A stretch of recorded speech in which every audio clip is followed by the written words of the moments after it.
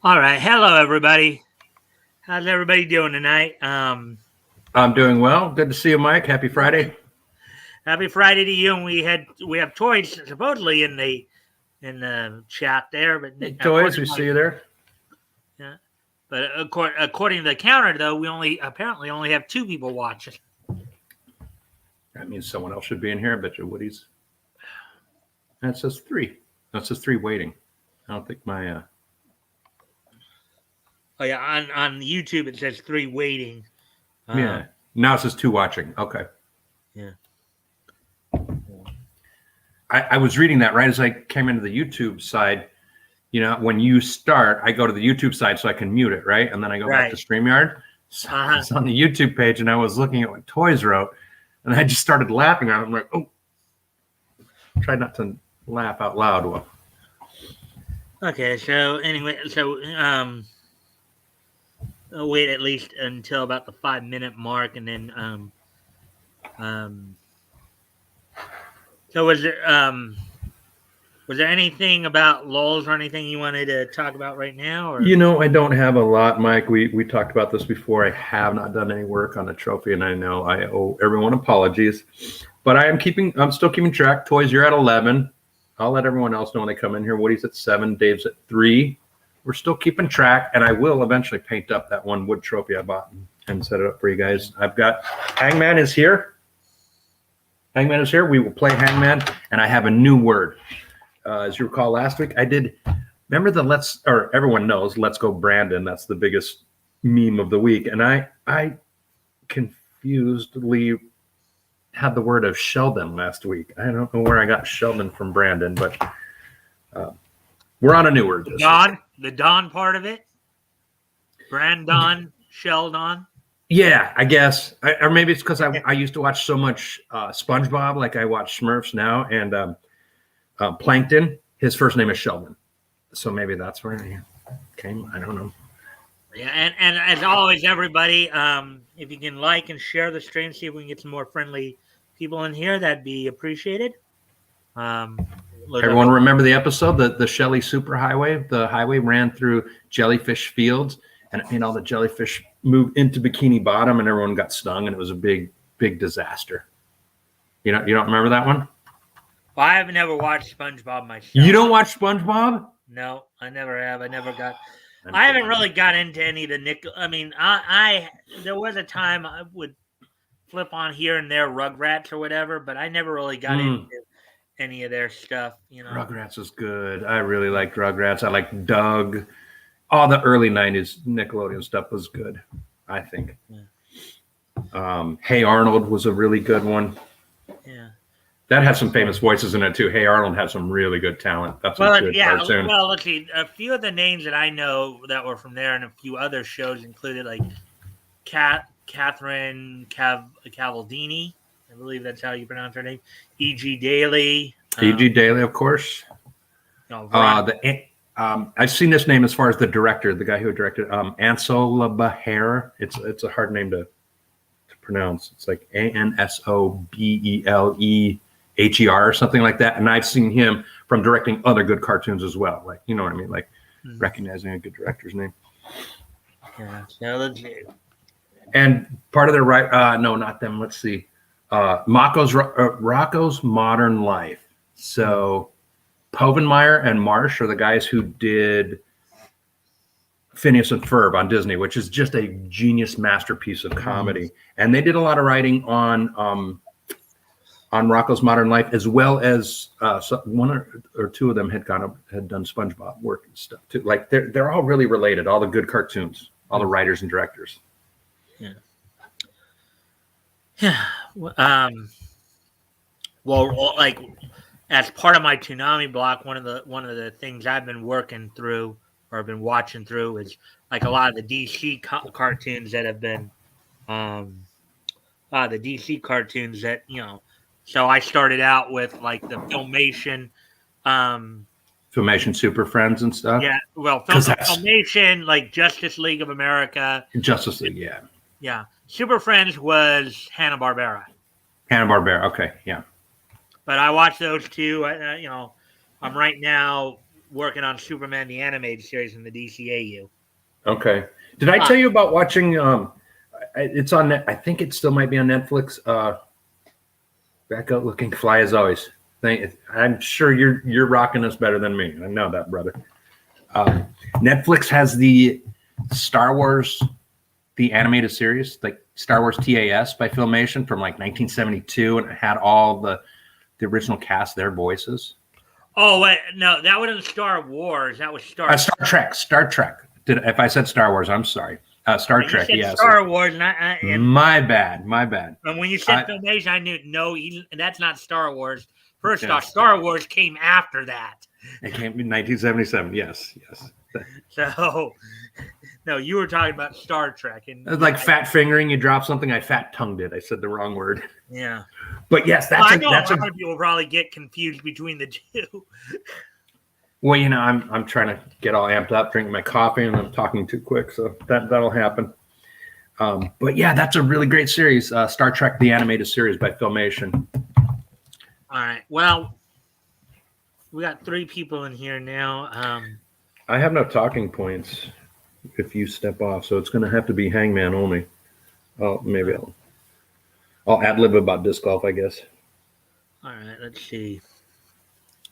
We're at like 6, and yeah. Now we're back down to 2 people watching. Yeah.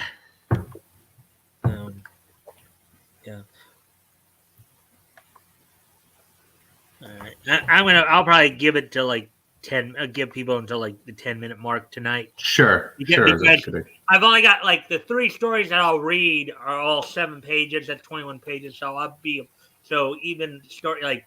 So depending upon the page count, depending upon how many stories I'm trying to read and all that, whether or not I'll start like right away or like 5 minutes or 10 minutes. Okay. So real quick, Mike, since Toy says I'm looking fly, check out my dope shirt, dude. Look at this 70s sweet ass like iron-on type decal, the orange colors. It's for the boathouse, it's a pontoon, lake life beer. I love the colors of this. So 70s. Yeah, so dope. I'm going to step away for a moment, Batgoat. I'll be right back. Okay. If I didn't mention this before, Toys, if you're the only one here, we can go ahead and start taking letters if you want. I do have a word. We know the same subject. We're going to keep rolling on the same subject. Sweet shirt. I know it. It's so cool. I dig it. In the same mindset, we know the category. I have a 1, 2, 3, 4, 5, 6, 7 letter word. So we're gonna go ahead and block off the last guy. Right. Oops. I gotta take the cowboy off the rope, actually, don't I? Okay. So yeah, 7 letter word. I got it right? And you've already guessed an A. Wonderful. Yeah, off to a good start.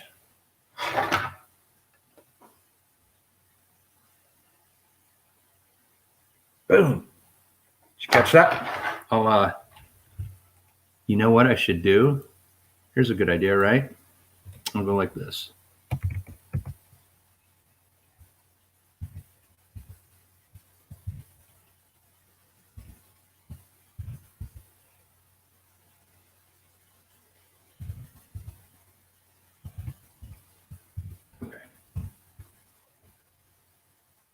You count that out. Did you see me like that was hurting my head? I had to do math type stuff there. It's always bad. You need a dry erase whiteboard. Well, I like. Oop. Right as I was saying, I like this little magnet guide. I knocked the thing off, but it works. Little magnet, little travel guy. See? And what I just did on YouTube, is that good? Now you can get a quick reference of where you are in the letters. I'm guessing that's good. So, disc golf this week. It has gotten cold. Let me show you. I'll be right back. You'll see me walk to the closet here.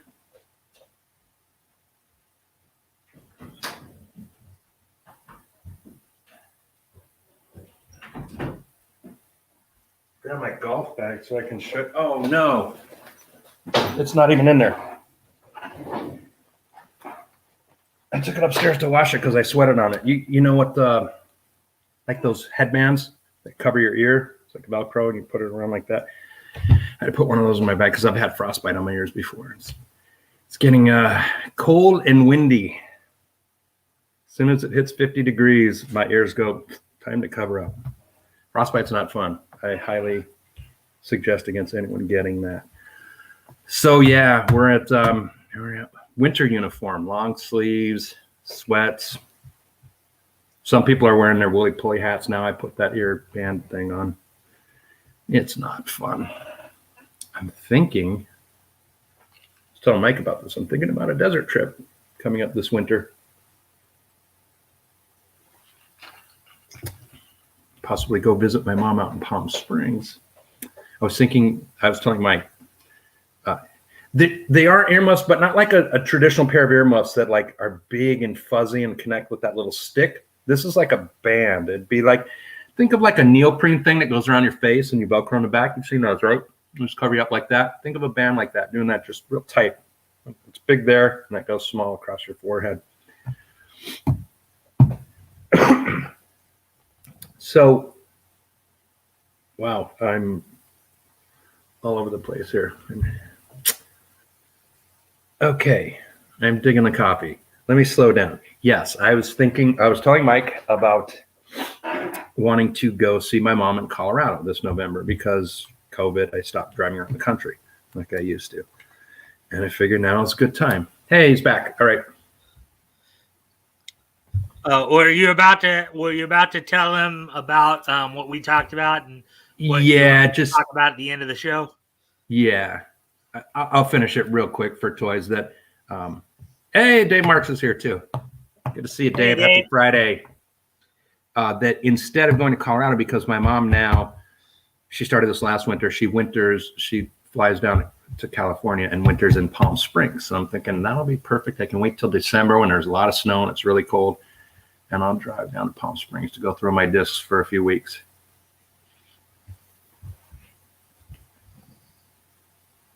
And that's it. Mike. Oh, yeah, that's right. Because I'll do the other thing at the end of the show. You were going to talk about at the end. I do have another announcement at the end of the show, so everyone stand by for that. All right. So, anyways, and thanks everybody. And if you haven't already, if you guys like and share the stream, see if we can get some more friendly people in here. Shut up, toys. Oh, why? What did he say? Look at his last statement. Batgoat was about to tell me his OnlyFans name. Oh, God. No OnlyFans. We don't want to see that. Is OnlyFans some kind of like, I don't know, naughty site or something like that? It is. Did you hear the news about how they were, they said that their credit card company said that they can't take money from the naughty stuff anymore, and the whole internet and the whole world freaked out. And then MasterCard was like, they're lying. They want to get rid of the naughty stuff. And everyone said, we're going to quit. And they were like, haha, just kidding. So it's back to naughty stuff. Okay, yeah. I didn't hear anything about that, but I don't pay attention to a lot of that stuff anyway. So yeah, it's anyways, like if you watch the quartering every day, you're going to know things like that. Yeah, I don't watch the quartering. Even though I'm subscribed, I don't watch them every day, but you know. He's good for the geek news. Same with Clownfish. Yeah. All right. Well, we're now just past the 14-minute mark, and it looks like we have 4 people here, even though it's still only saying 3. All right. So here's what's kind of untapped for tonight, guys. We're going to be continuing our time in June of 1938 with the historical comic retrospect. We're going to be looking at comics that went on sale from Dell Comics and Centaur Comics. Specifically, we're going to be looking at Mammoth Comics #1, which was one lone issue. That was the only issue of Mammoth Comics that was ever published. Little Giant Comics #1, Little Giant Movie Features #1, and Amazing Mystery Funnies #1. We are going to probably be doing the majority. We're going to be doing the readings from 3 stories from Amazing Mystery Funnies #1. We'll get to that in a moment. Right now, we're going to just do some summary work here with the other titles that I had just meant. What? I'm saying no to toys. He's asking me a question about OnlyFans. I'm saying no. Oh, okay. I'm looking at you and you're going like this. I'm going. It wasn't for you. I was just hoping toys would see it only. And I've got your letters for the next break, toys. So hold off on any more. I've written them down. All right. Anyway, let's get to this then. All right. So this is the first comic we're going to look at. This is Mammoth. Now, granted, there's not a whole lot. Now, that to understand here is this was basically a reprint issue of Reprints. Okay. As you guys know, a lot of the stuff that Dell Comics was doing at this time was just reprinting newspaper strips, newspaper comic strips. Well, this is basically a reprint of Reprint. This is kind of an annual, is what it is. Yeah, it even says in the issue notes there, newspaper strip reprints. So a lot of these titles and stories you've probably seen before or heard of. Or of course, we got Tailspin Tommy, and Dunn, Little Orphan Annie, Freckles. Tailspin Tommy, huh? Yeah, we've read. Makes you think of you think of Chip and Dale's at all with and no, the Tailspin and I know, but it just makes me think of them. Yeah. Oh, are you talking about the cartoon Chip and Dale? You mean? Yeah, and then that goes to Tailspin and Launchpad McQuack and Ducktail, the original. Yeah, yeah. Now here's something that Batgoat and I were talking about. This one right here, Apple Mary and Denny, which eventually became Mary Worth. It was originally created by Martha Orr and taken over in 1938 by Alan Saunders. So, you guys may remember a few weeks ago, Batgoat and I were kind of debating this. I was, even though I wasn't saying it in as well away as I had hoped, but I was trying to make the point that Mary Worth came from Apple, Mary, and Denny, and I was kind of able to find the source materials to. Yeah, you were saying that, and I wasn't understanding it. So when you showed me that, yeah, that's perfectly true. And I had looked it up too on Wiki, and I said, well, no, see, it's been here since 1938, and that's what we saw is that she became Mary Worth on her own in 1938, but inspired from, like you said, Apple Mary, and from Martha Orr there, Yeah, very cool. D.T. Hamlin's Alley Oop, Can't put one over on Mike. He knows all this stuff. Well, I'm as always. I'm always willing to go look it up. I know. I'm playing. I'm giving you props. Yeah, Frank King's Gasoline Alley, the Gumps from Gus Easton, Don Winslow of the Navy from Frank Martinek and Leon Baroth. Wash Tubs from Roy Crane. These are some of the newsprint titles that Myra North Special Nurse, which we read one of the stories a few weeks ago. And that's what sparked that initial conversation. I like Myra North. She's a go-getter. Well, yeah, cool. because you thought Myra North was going to be another Mary Worth. I thought incorrectly that way. Yes. Yeah, Charles Cole did penciling and inking, and then Ray Thompson did the script on that. Smokey Stover. So basically, this was just a one-off issue. It was, you could call it kind of an annual type issue because it was basically just a reprint of reprints they had already reprinted. Try saying that one 3 times fast. See the cover right here. Reprints of reprints. So, yeah, we can at least show you the cover here. See, they even had the elephant on it showing you the Mammoth comic. Mammoth, yeah. I like Mammoth out in California. I used to ski there when I was younger. Yeah. And then, of course, you have John Winslow right here and Dan Dunn, who we read before too, Alley Oop. We know him. Over, Tailspin Tommy, Wash Tubs, Gumps over here. Here's Apple Mary. There's Apple Mary, yeah. Yeah. Now, what I'd also read in that Batgoat, even though I didn't get a chance to mention that to you, so Apple Mary came about in 1932 in the earlier days of the Depression, and focused on a woman who basically gave common sense advice to people as she was selling apples. Yeah, that was a big thing. People were selling apples out on the street, and it got that bad. Yeah. Yeah. So, and then that's how it ended up, going from that. And then at one point, I guess they said her real name was Mary Worth, and that's how that all came about. So, very cool. Did not know that. That's good. That's cool to know. Yeah. So, all right. So, I'm gonna now go on to some of the Centaur stuff here. Got some in. So Little Giant Comics and Little Giant, and I forgot.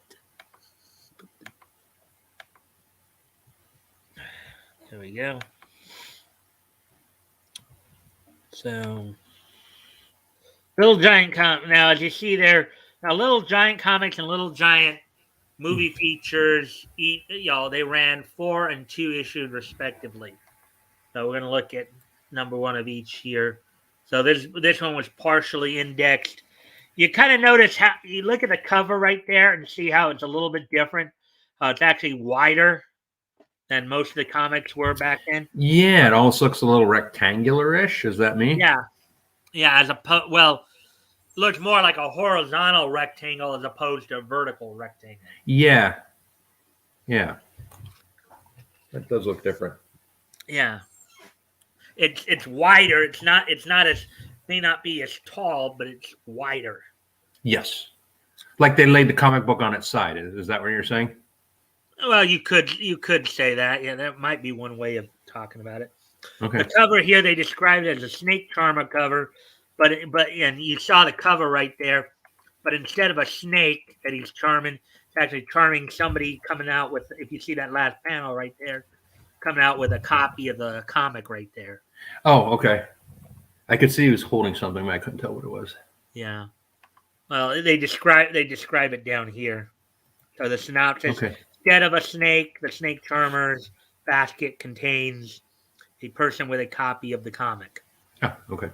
So, and then Goofy Gags from Go Gill and G-Man, and this was another annual type book. This is another kind of reprint of stuff.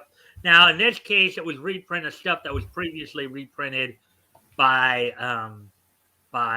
Centaur's predecessors, Comics Magazine Company, and Ultim Publications. In fact, you might even recognize some of the, when we get to them, you might recognize some of the stories that we've read before, like Flood Valve number 5 right there, Batgoat. Yeah, I do remember that one. I thought it was submarine, but it wasn't. It was on a regular ship. Yeah, that was a good one. And then another one of our, and then they say here, of course, the Cheerio Minstrels. That was from Funny Picture Store. Now, of course, I don't know if that was one of the ones we read or not, but we only read a couple of those. You had Lucky Coin, High Pressure Preston, The Mule, which was a story of its own. Out on the Farm, Jack Strand in the Fourth Dimension, 16 pages here. So this might have been a combination of all the stories, for all we know. And I know there was one other one that I thought I saw here that was another favorite of ours, one that we had a good kind of laugh at. Since I can see if I can find it here. There it is. Remember that one, Batgoat? Do you see what that one says? Top? Yeah, what the one am I looking at? The one up here is at the top. Magic Money or Sunny Darling? Sunny Darling's what I was referring to. Sunny Darling. I don't remember that one. That was the one about the kid who was pestering the construction workers. And the construction workers... Was he throwing something out of a building where he was throwing things at him? Yeah. Yeah.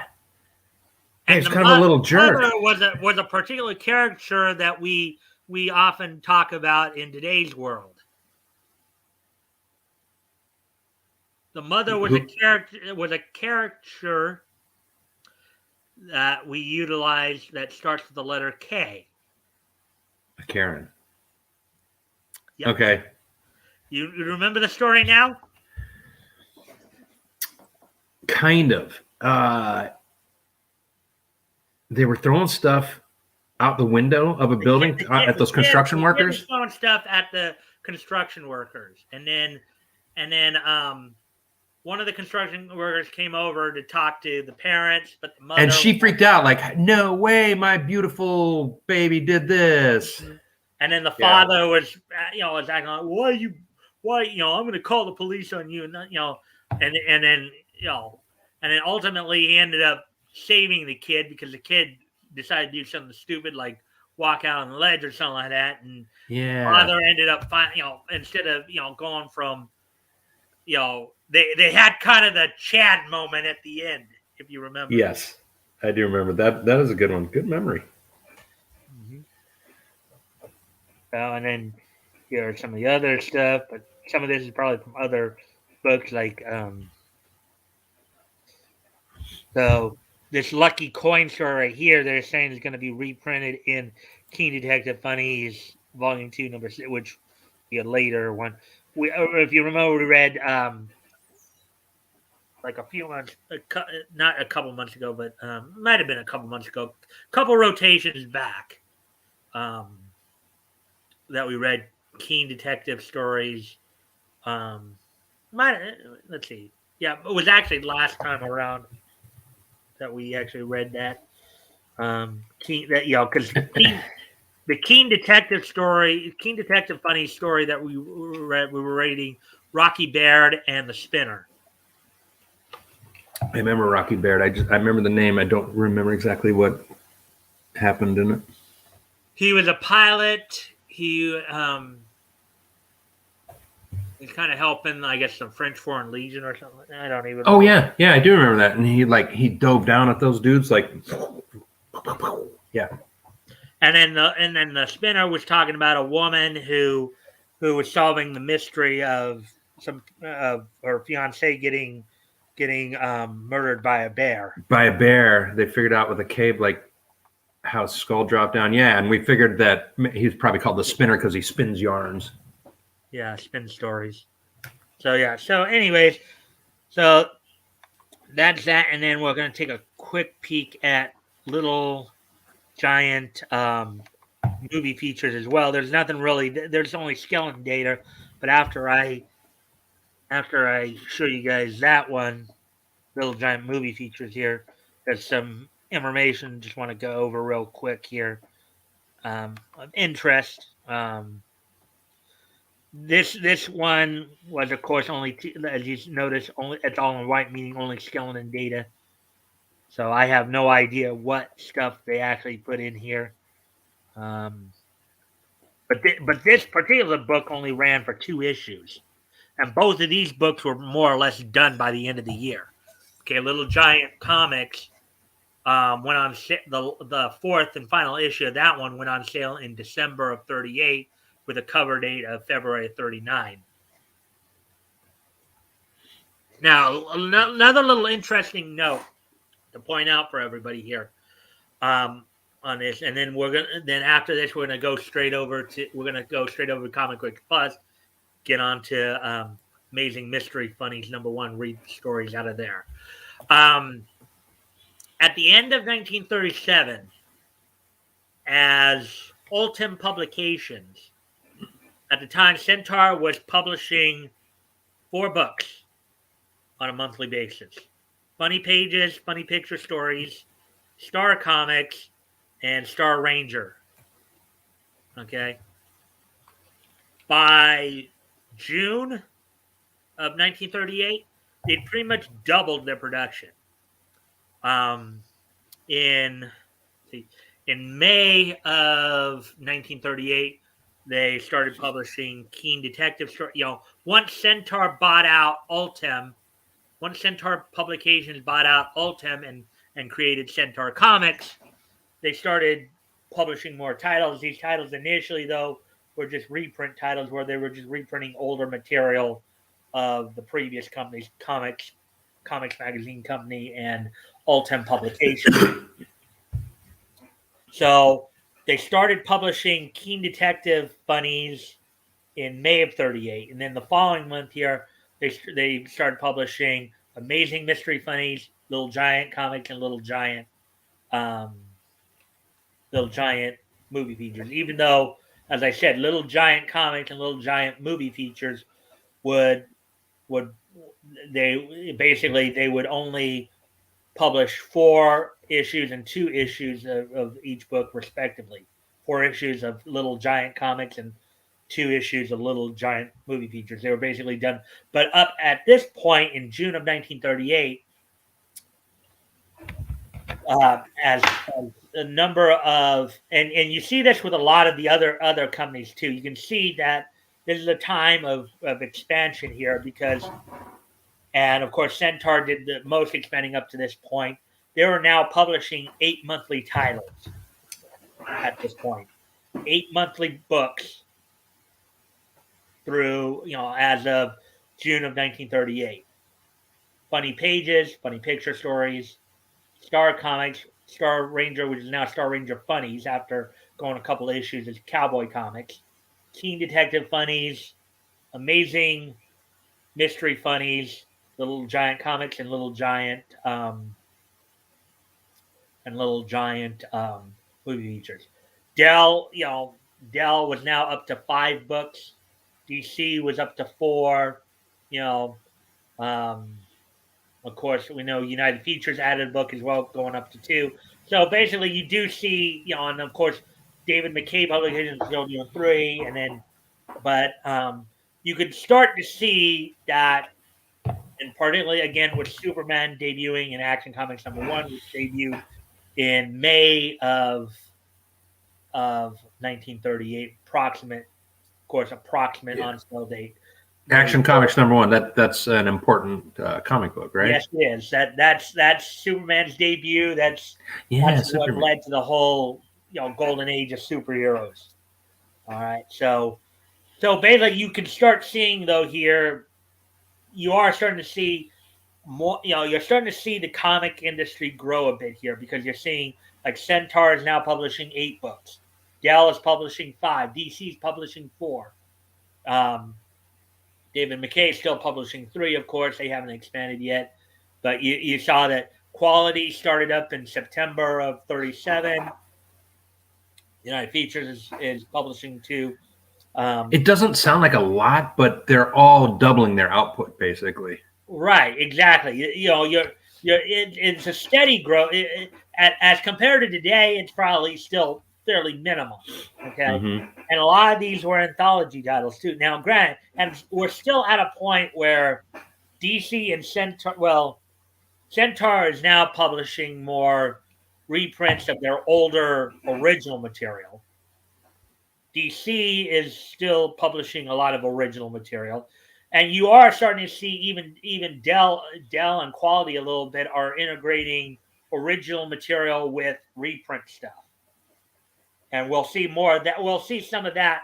See examples of that next week when we talk more about when we look at Quality Comics. But basically, the point I was just wanting to get at here is just talk about the growth of the industry at this point and how they're starting to publish more books. And therefore, more stories are getting out there, and you're starting to also see more original material coming out as well.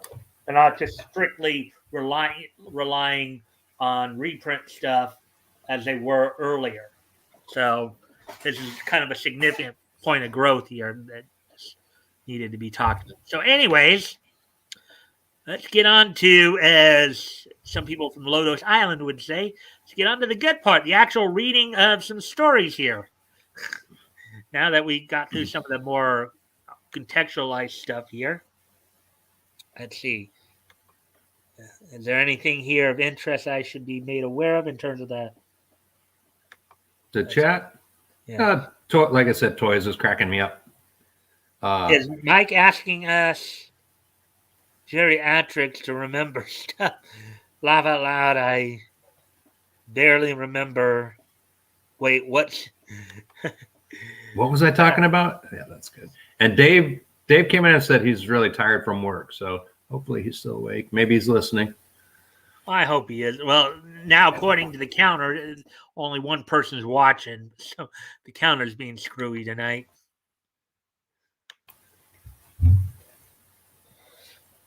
All right. So, anyways, as I said, we're going to get into the actual reading of the stories tonight. We got 3 of them tonight.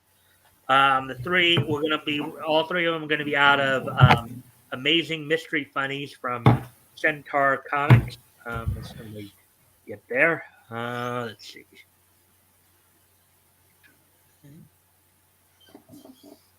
And I believe 2 of the 3 are reprints. So, and it's going to be very interesting because we're going to have 3 pulp stories. One a jungle adventure called Tyrant's Gold. One a detective mystery story called Mastermind, and then one Dragon Pass, which is a Western story, which I think was a reprint from Western Picture Stories, a very short-lived Western anthology that they had. So this is Amazing Mystery Funnies #1, cover date August, 10 cents. This guy right here, he's not actually in this issue. There's a guy who they said I was going to say he looks Flash Gordon, very Flash Gordon-esque. Yeah, well, okay. I think his name is Skyrocket Steel is the name of this guy. Then you very much. Who came out first? Flash Gordon, because that was early 30s, right? Yeah, because Flash Gordon was already out. His stories were being reprinted in King Comics, as we've talked about before from David. Very McKay. common. They're going off a popular theme. Yeah, but from what I understand, this guy Skyrocket Steel, he'll be making his comic book debut in the next issue, #2, okay. Amazing Mystery Funnies #2. Apparently, Skyrocket. Does he fly one of those things shaped like I don't know. A dog, like an Amazon, like the Amazon rocket. Now, in this issue, Tyrant's Gold, a complete strange adventure picture story. So here we go. As I said, we're going to read 3 of them here. So here we go. Here's the first story here. And this one's from, I think, author Najan. I'm gonna increase the font here just to see if I can get it a little bit bigger to make it a little easier to try to read here. Okay, Gold. Bright print. It looks like it should be all right. Yeah. A complete Dick Kent adventure story by Pinajan. Okay, so, and then there's Dick Kent in the upper left-hand corner there. Professor Benton in the upper right-hand corner. Professor Redding in the lower, just below Dick Kent. Tom Benton below Professor, which I'm guessing looks like the kids are probably his son. And then Ponchez, and then the Ponchez guide. Ponchez might be a people of the, but let's read what they have to say here. Very close to Pinch Nez, which is a French Canadian type of native. Yeah. All right.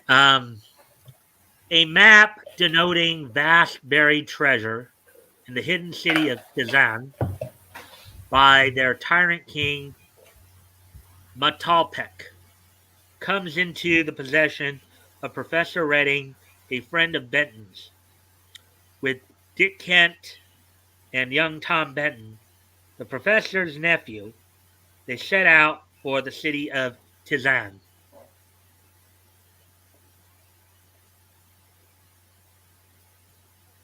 Okay, let's see here.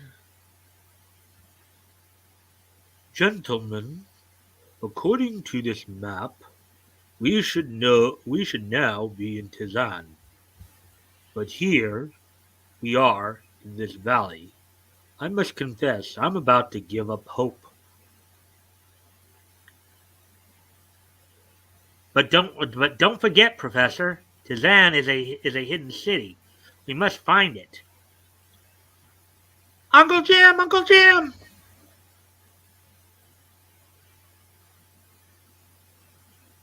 Uncle Jim, quick! In that cave, I saw Indians sitting around a big stone statue. Gee, was I scared? Come on!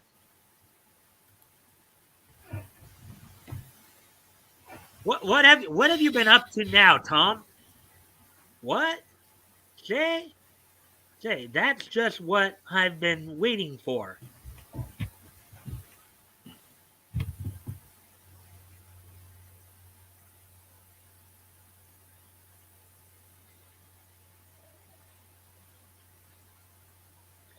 Indians, eh? Maybe they can help us, Dick. Take it easy, men. We've got to be careful. Watch it, son.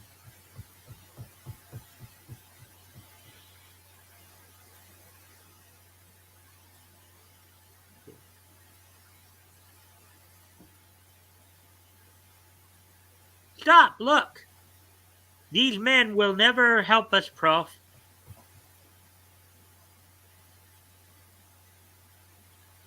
They're all dead.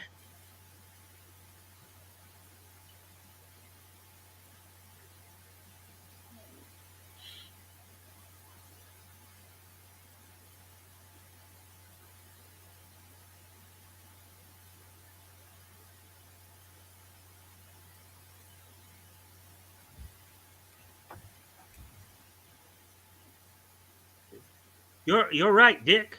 These Indians are all mummies, and this idol been here for ages. Funny looking bozo, isn't he? All right. Oh, okay. Oh, okay. Funny looking bozo, isn't he? Look at the flat head on Uncle Jim. Gosh, wouldn't it be swell to sit on his head? Could I, Uncle Jim? All right. Sounds swell to me. Hey, Batgoat, let me ask you something. What if your little peanut one day asked you to do that? Asked you if they could sit on somebody's head like that? A mummified dude's head? I'd be like, you know what? No, I don't think so. Grandpa will buy you some candy. Let's go walk into the next room. Oh, all right. Go ahead. He let them sit on the guy's head.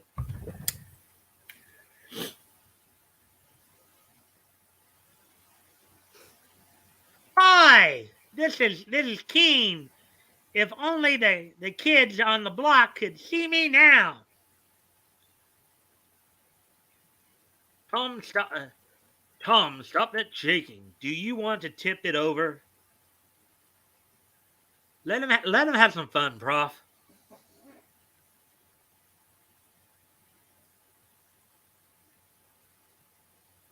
So he's not sitting on a mummy's head. He's sitting on the big statue's head. Yeah. That's a little better, in my opinion. Yeah. Oops. What the? Look, that slab. It's opening. Wow.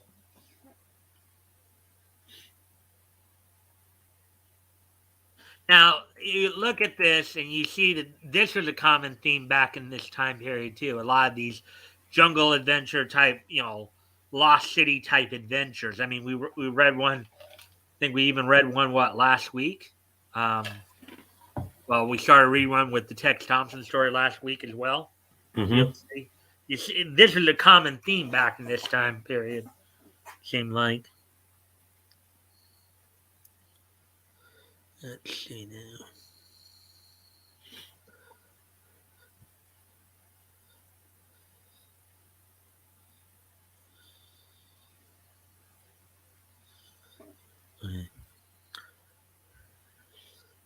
Gee, a tunnel! Leave the burrow here, Ponches. We're going down and follow this passage through. Something tells me we're on the right trail.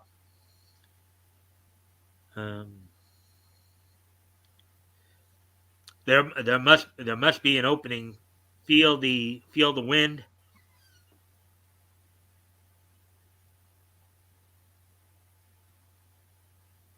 Let's see. I'm scared, Uncle Jim. No need to be, Tom. We're all here. There is an opening ahead, Prof. Gosh, what a draughty place this is. Indians!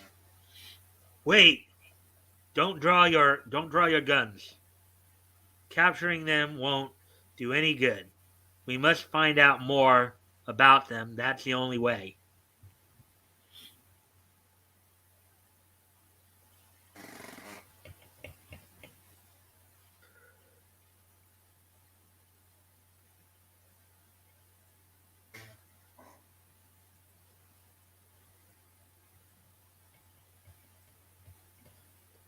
It's a city. It's the hidden city of Tizan, all right.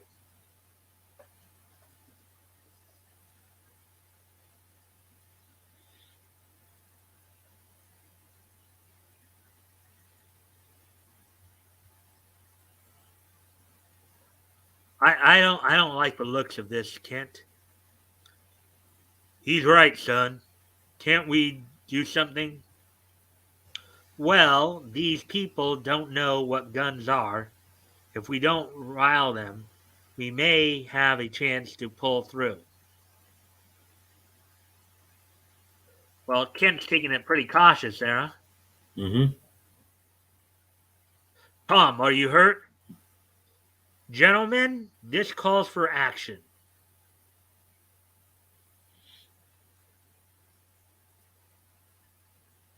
I was wrong. Tomorrow they'll condemn us to sacrifice.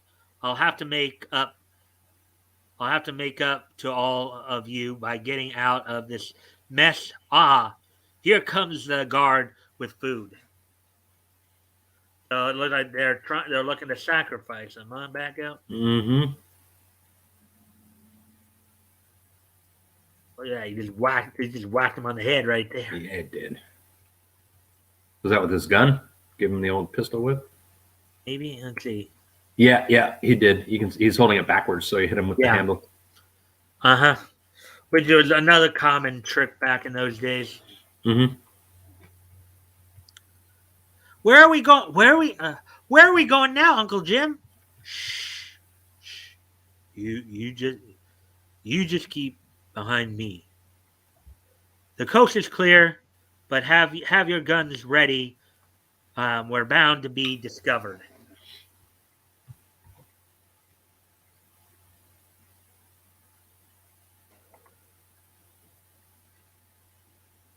Dick, they've seen us.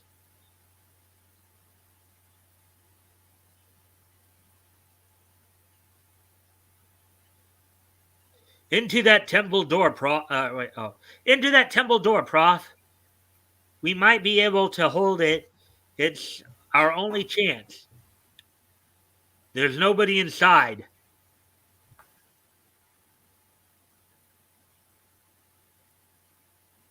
First come, first serve. Why has he got a big pom-pom in his hand? I don't think that's a pom pom. Is that a cloud of pistol smoke?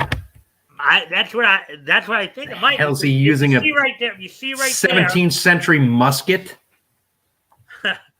Well, look, there's that red stream coming out, which I'm guessing is the bullet in flight.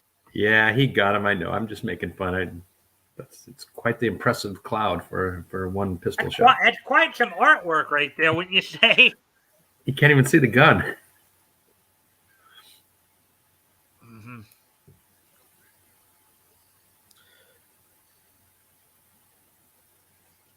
Okay, so let's see.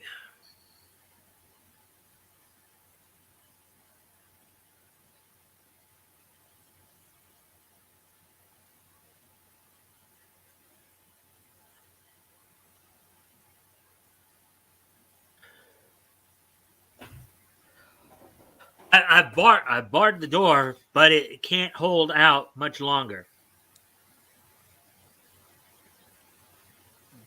By by God,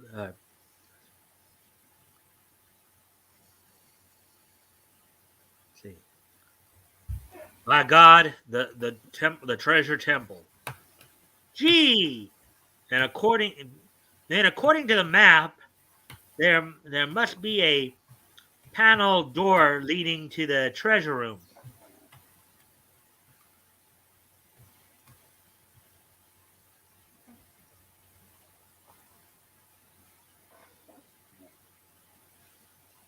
For Pete's sake, man, can't you hurry? I've got it.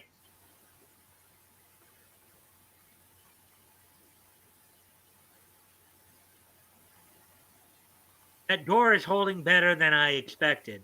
However, I like the pleasure of plugging the first red devil who breaks through. The Red Devil. That was again another common phrasing for like a bad guy back then. Yeah.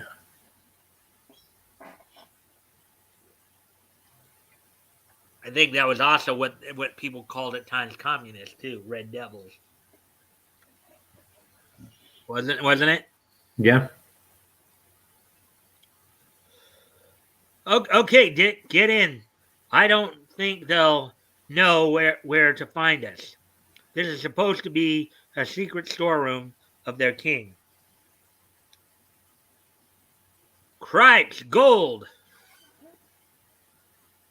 Okay, actually, should have probably switched that around, but that's okay.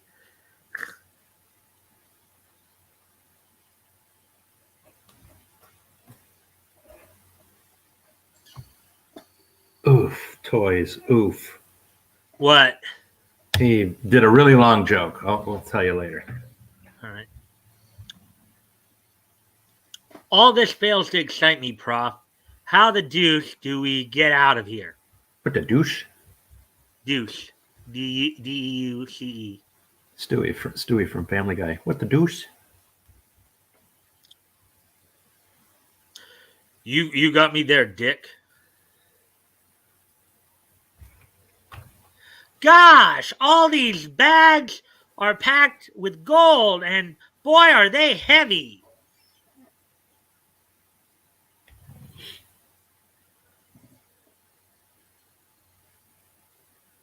They found the panel. It's opening. Quick behind the base. We'll get them as they come in. Panchez, here, take my gun. You will need it. See, Senor Redding.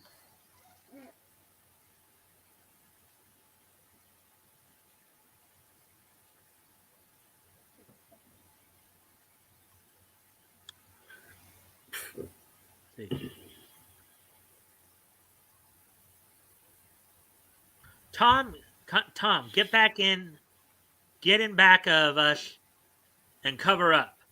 Here they come. Uh-oh. A lot of angry dudes there. Yeah. And they probably don't look that... I mean, those things they're wearing look like snakeskin or something like that. Yeah. Let her go! Redding! There's all their magic billowy pistol clouds again. Yeah. They opened up on them good, though. An eye for an eye!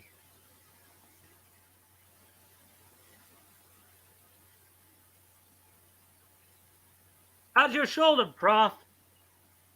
Just a graze, Dick. You just got him in time.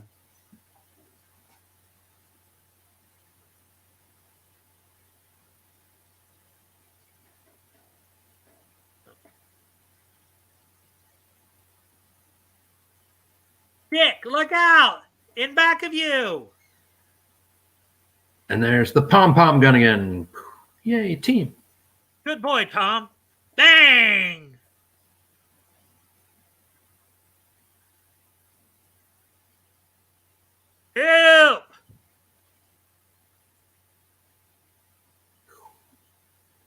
There's our guy. Pom pom. We got bullets. Yes, we do. We got bullets. How about you? Hey, team. Oh, look at that. There looks like a ghostly figure right there. Yeah.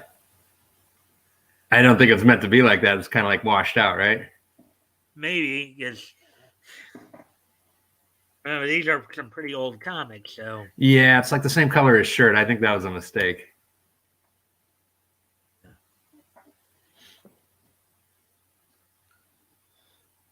Close that panel, Prof.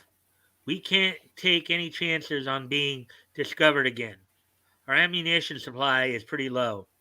Important thing now is how do we get out? It's closed, Dick. Uncle Jim, Dick, look! All I did was to push the bags that I was hiding under, and I saw this hole. Stairs. Tom, you have the funniest luck. Kid knows how to find tunnels. Aren't all little boys curious, though? Boy, is this a steep row of steps. We're going straight from the temple into the ground. Wonder where we'll come out. And there's a long passage ahead of us, too. And this door will give us the answer, gentlemen. Well, here goes.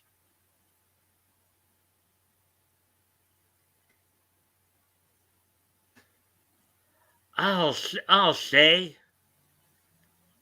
well, bless our luck. We're back in the cave of the dead, and now we can go back and get all the gold our burrows can carry.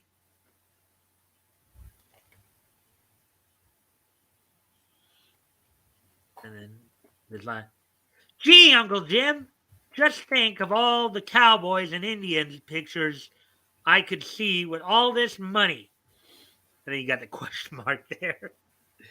The end. That's kind of like, kid, you don't need to see these pictures now that you just lived through it. Yeah. That was a good one. It's kind of one of those jungle adventure, Lost City type. Yeah, story. like you were saying, popular at the time. Very cool. All right, here's the next one. Right to it too. The You gonna hop right in? Huh? You gonna hop right in? I figure so. I'm gonna mute and I'll be back with you in like. Unless there was something you wanted to say or add. I'm just gonna mute and I'll be back with you in 2 minutes once I get my next coffee. Is that cool? All right. Okay. All right. Let me see. What was this last thing that Toy said? Appeared the note and it said, "Don't say a word. We can do it again tonight." Anyways, okay. Wow, we're at the 58-minute mark already. But I think we'll still make good time with these stories. So how's everybody else doing tonight? Hopefully everybody's enjoying the content here. And don't mind me, of course. I've gotten some stuff to eat and drink prior to the... So here we go. The Mastermind. A complete detective story in pictures.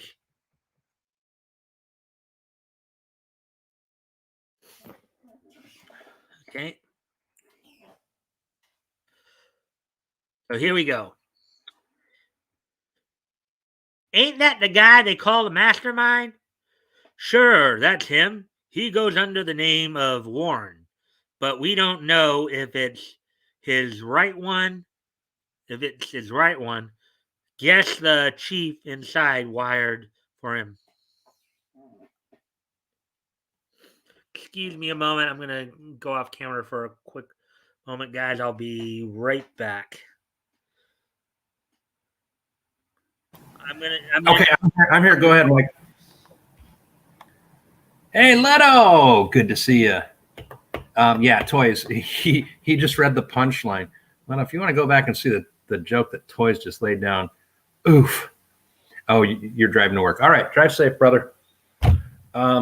So let me just pick a. Coffee's ready, but I need to go back up and make it. So let's see. I have letters from Toys. The next one is an L, correct?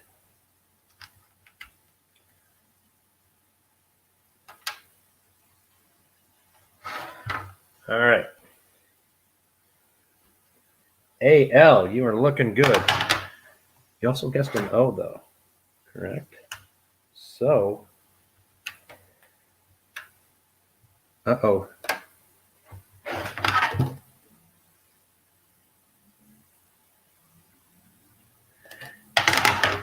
And I'll type it in the chat here real quick.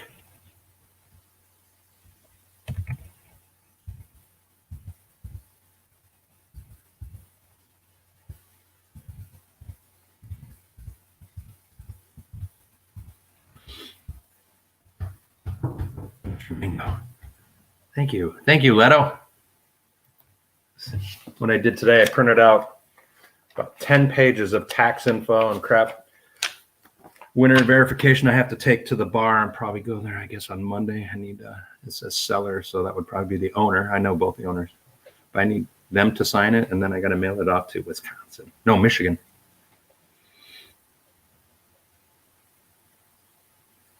Oh, hey, Leto chose a letter. All right.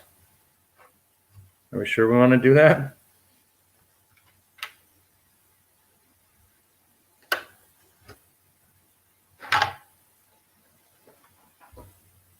Shit.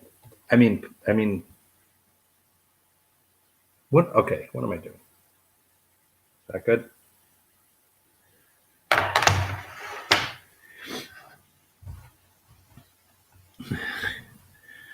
Quiet, Toys. All right. We're waiting on any more letters. Mike's back. All right. I'm gonna go make my coffee then. If you're back. All right. Thank you, Cool. Batgoat, for filling No in problem. there. Hey, Leto, thanks for dropping in, and it's always got to do appreciating, likes and shares. So thank you for that. So let's go ahead and get back to the story then.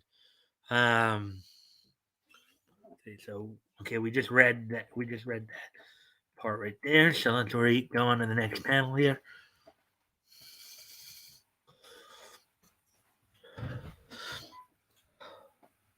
Old man Gould, the banker, lived here, but he's been murdered, and it looks screwy to me.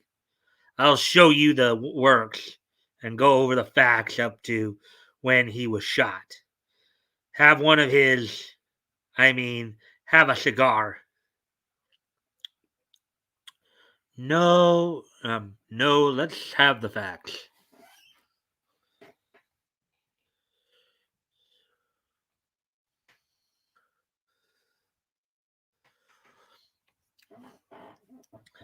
Well, Gold's butler passed here about 10 o'clock. Heard a shot, and that's what he found. Right, Larson? Yes, sir. Quite right, sir. Those were Mr. Gold's reading glasses. Reading glasses? But he wasn't reading. That's funny. Was the body found here? No, sir. It was over by the books.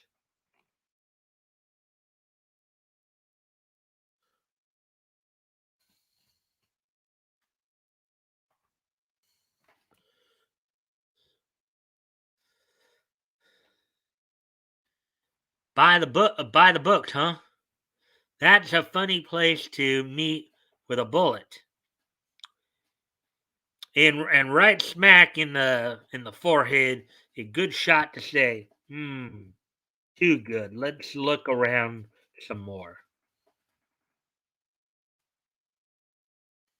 Window locked. on the inside, and only door is the one we came in. That's the funny part. No one could come in and out that door without the butler seeing him, and there ain't no other way I can figure for a shot to come through.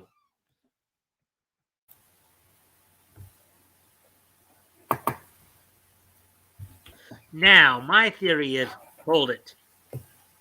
Something's behind the curtain, that curtain.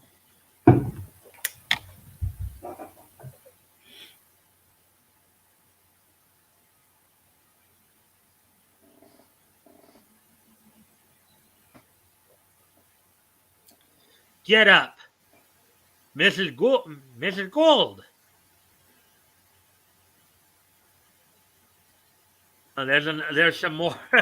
There's some more of that ghostly look there.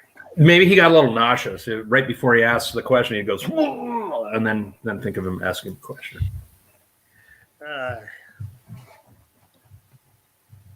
What were you doing behind that drapery? This is my house, and I live here, so I might have been doing most anything. Who are you, anyway? Did he kill my husband, Inspector? No, ma'am. He's here to find out who did.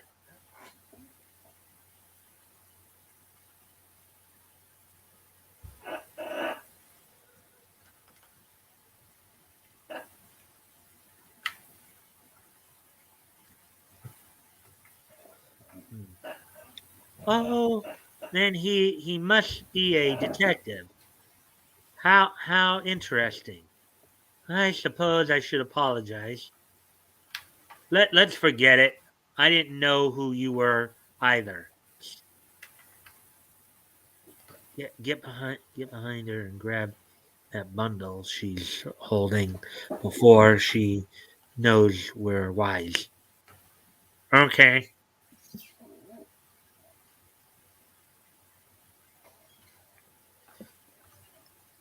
You men stare at me as if, well, if I had something to tell. I haven't, so why don't you go? I wish to be alone anyway. You see him trying to grab something from her. Mm-hmm. It said bundle. She's holding something in her arm.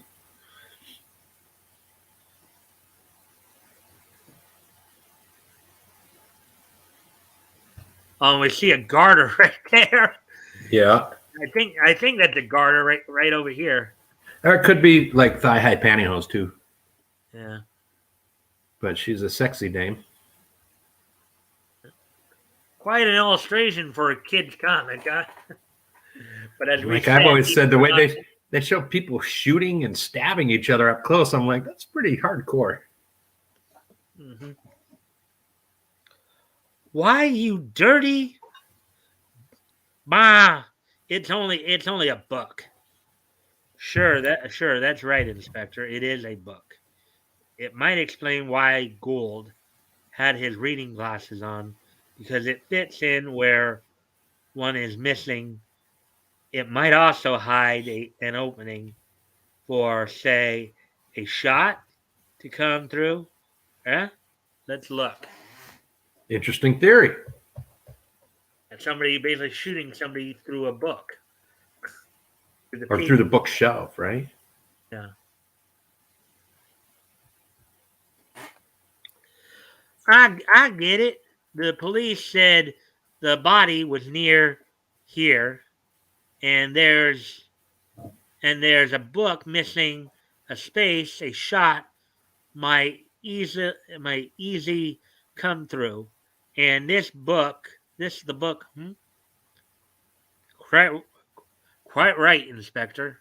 Now, Mrs. Gould, what room is behind those books?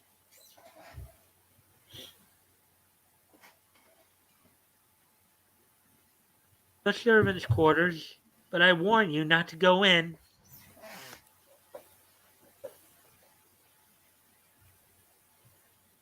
Wonder why she's warning them not to go in.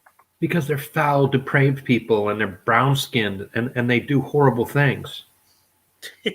I'm being fake You sound racist like because an of the 30s. SJW. Now I was being a fake racist, like in the 30s, or I was acting like someone from the 30s. I was being a jerk.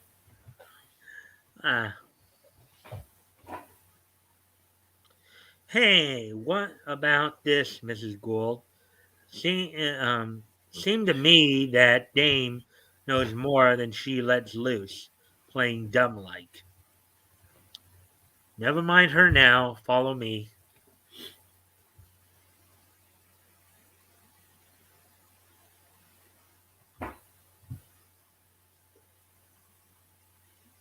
Well, once in here, near as I figure, there should be a gun right behind that picture. Shh, listen. What?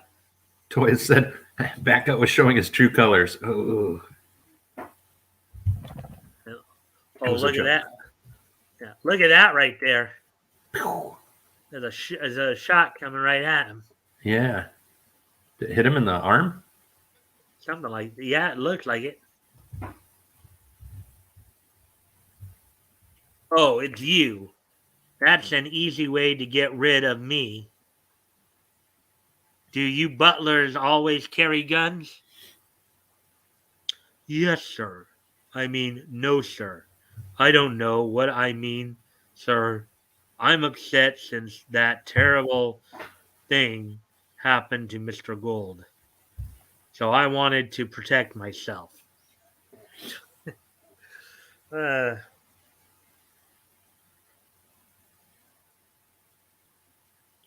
adding to my little joke, Mike, you said, sound like an SJW, which is true because, like, the SJWs are the most racist people on the planet. Like, who was that gal that wrote on her Twitter, like, ICE is arresting undocumented workers on the corner, so drive all your nannies and housekeepers home today. And everyone's like, really? Wow. Is that what you think of people? Okay. It was some white celebrity chick. I forget who it was. Yeah, I think I heard something about that too, but I didn't know. Yeah, super racist. Yeah. SJWs are horrid. Yeah. Protect yourself against what? Against danger, sir. I've been very shaky ever since the shot that killed Mr. Gould awoke me earlier tonight. Well, I mean, it does make a certain amount of sense. That's true. Jove, we were right again. There is a gun behind this picture. Say, are you growling? Listen.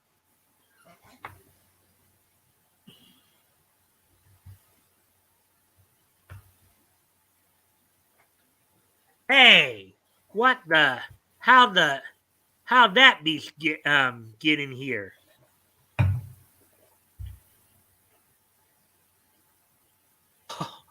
Oh, look at that.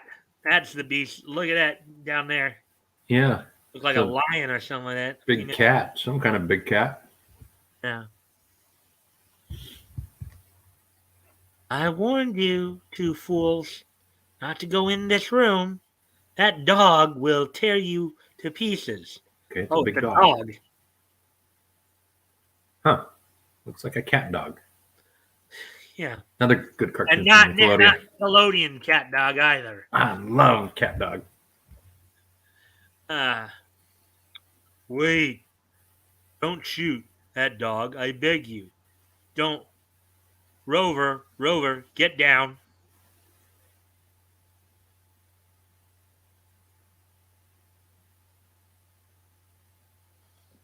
And then he goes, "No, sorry, we're gonna imitate Australian cops. Bang, bang, bang, bang, kill all dogs because of the deadly."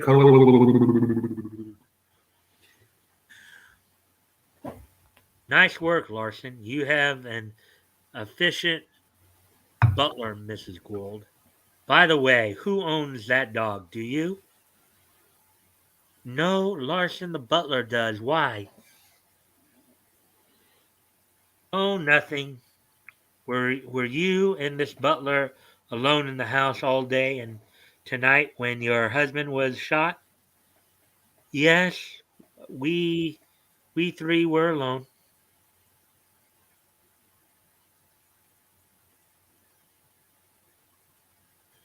And it was you who planted that gun in the wall that killed Mr. Gould.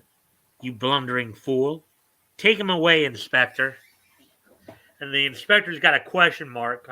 He's like wondering, what? Yeah, I don't buy that either. I think he might be doing a little trickery. Congratulations, Mrs. Gould, for your patience and brilliant teamwork in finding the murderer of your husband. I had hoped you would see through any actions, and you did. Okay, all right. Good for her then. We'll see you soon enough.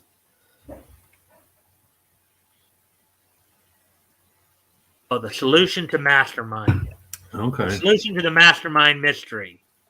So let's see. Now, good a detective. How good of a detective are you? Before reading the solution, see if you can deduct why the butler was arrested. The booter. There's a typo. It's not butler, it's booter. They typoed. I think they did a couple of typos there. That you caught one, but yeah, all clues. Okay, yeah. All clues were shown. So, Batgoat, why do you think the butler might have been arrested?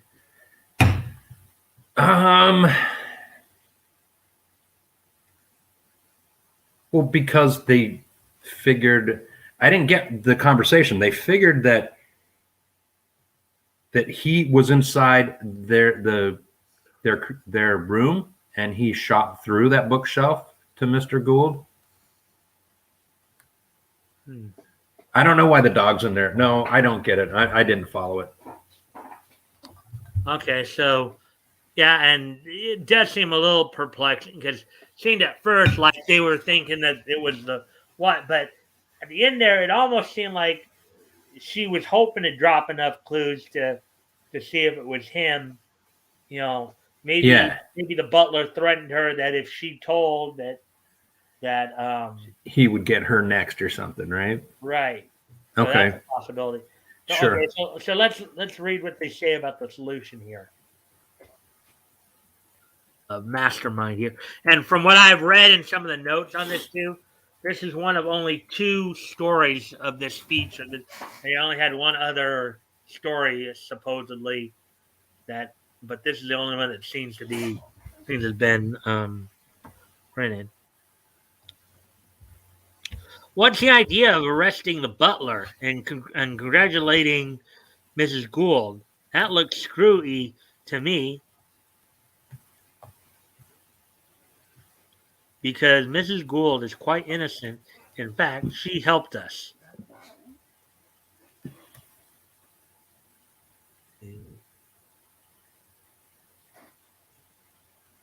How do you figure that? How do you figure that out? Well, before we got there, she must have suspected the butler for her own good reasons. So when she found the book on the floor, her husband was reading. She also saw a gun in the bookcase. She picked the book up and hid behind the curtain. That was where we found her. Her idea was that if the police saw the gun, the butler would get suspicious and scram. That's how she helped us. So maybe when they were grabbing that, maybe the gun was somehow in the bundle, or that was in that bundle. You know, remember when they had How does he know that was her intent? I hate to be thinking like Rakita here, but like he's really reaching right there. He's not sure about that. There's no other way he can. Remember though, Batgoat, this is still 20 years before Miranda. Oh yeah, I know. Elliot Ness went around and effed up the whole law system in the name of the FBI for many, many years. Everyone knows that, right?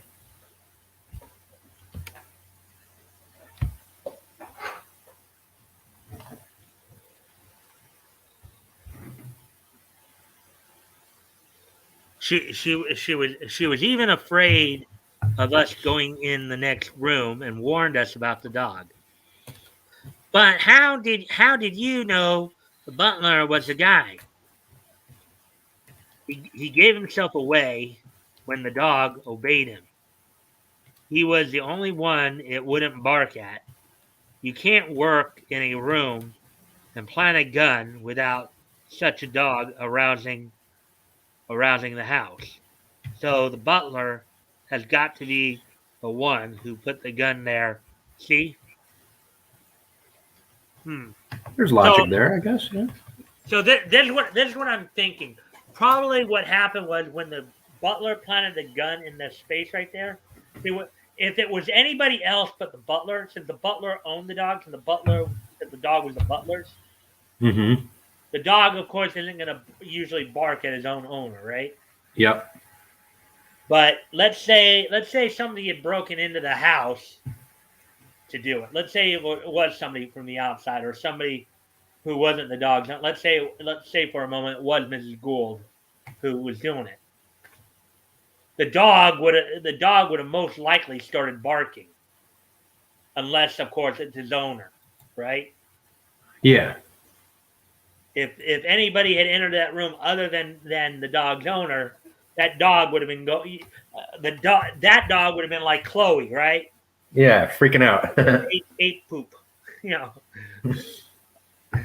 So I think that's what they're getting at there. See that that cool car they're in? Yeah, a classic right there. Yeah, here, share this one real quick.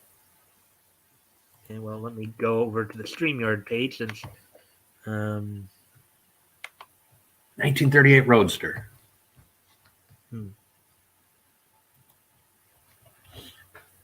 All right. So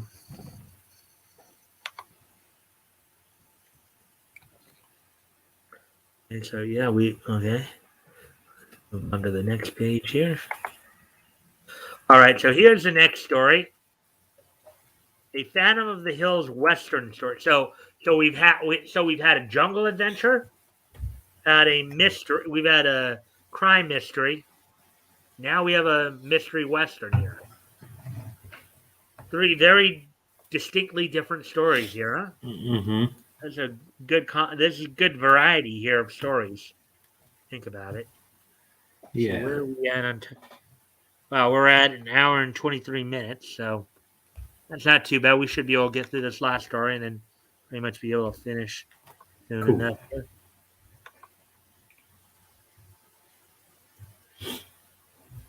All right.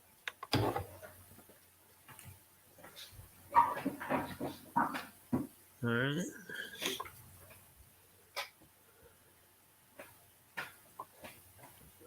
All right. So, anyways, Phantom of the Hills Western story, Dragon Path. Now, this one is also written by the same guy who wrote the first story we read, Arthur Pinajan. Okay. See, there's his name right there. And that's how I'm pronouncing it, Arthur Pinajan. I don't know if that is the exact. Sounds good. An exciting and thrilling action. I think this was reprinted from Western Picture Stories number 4, I believe. An exciting and thrilling action story complete in this issue.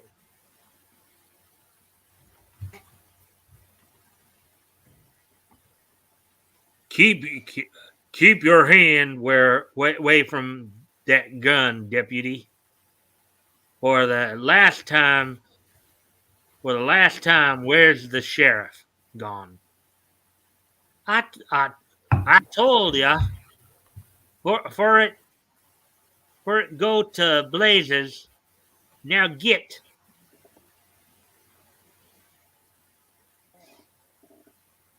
While your ass while you ask for it. Why you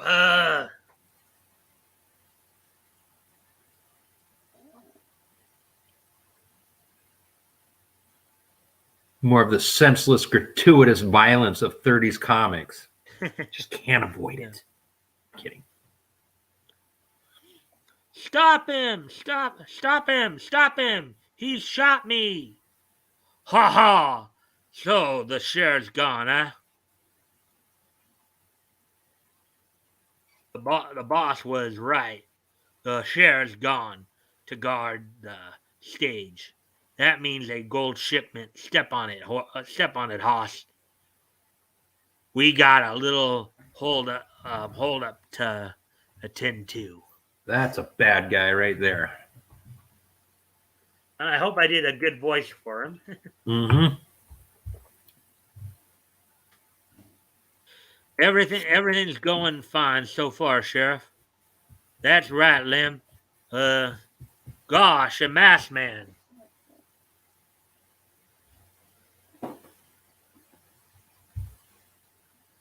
Take it easy, driver. I'm a friend. That's the Phantom of the Hills right there. Hey, stranger, aren't you called the Phantom of the Hills? Yeah, the Phantom of the Hills. That's what I meant. I don't know. Well, I'll be. I've heard though, yeah, many a time. Yes, people call me that.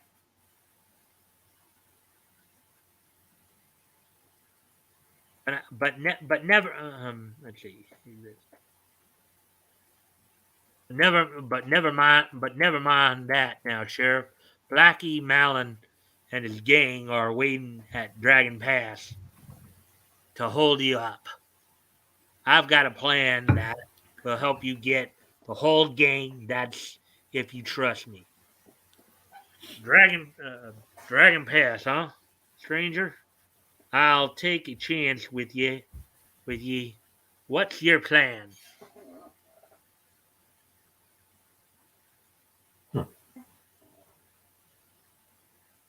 So who's that guy that shot the deputy? Is he a good guy? Is the sheriff a bad guy? No, I'll wait and see what happens. Yeah. The sheriff and his gang are waiting to hold you up. So. No, I don't think that's it.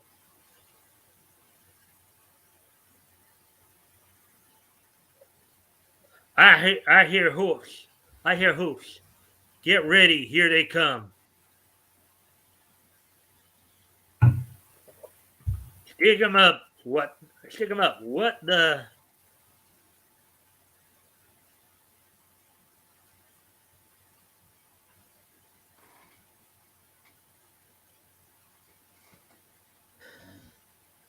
So you beat us to it, stranger?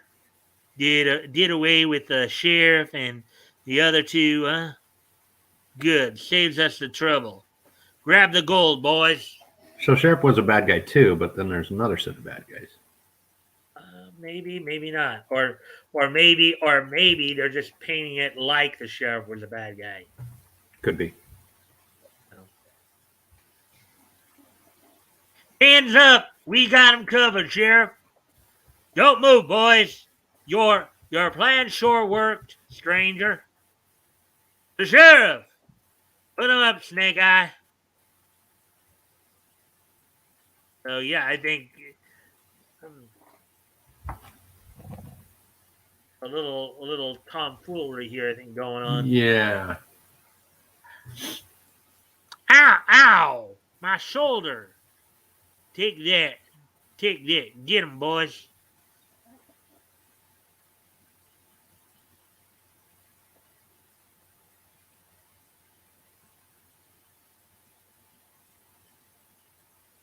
He started the stage. After him. He made it, boss.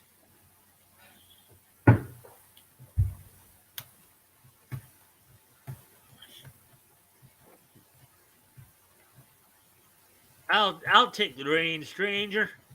This stage must get to town safely. Easy, Sheriff. You're wounded. Kill him. I'll tend to the sheriff. That's what I'm aiming to do, boss. Watch.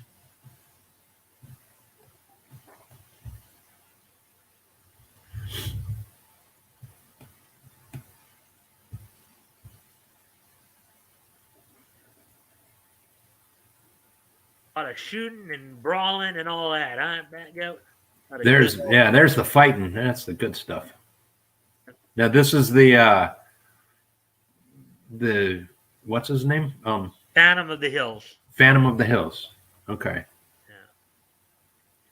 That's him. He's not the sheriff, but he would. Yeah. But he's somehow obviously knows what's going on. Oh, look at that! Look at that! Giving a guy a good boot to the rear there. That is good. The other dude's knocking him down, and he kicks the other dude in his butt. Yeah. Kill the sheriff and stop the stage. There he's hitting him he's hitting him right in the hoo-hoo berries. In the nether region? He is hitting him in the nether region. That'll take anyone down. Good job, Phantom.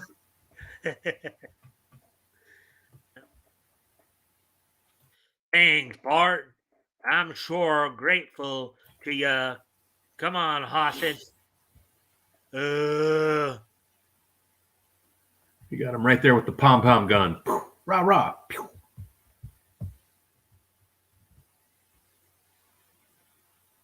Get up, Malin.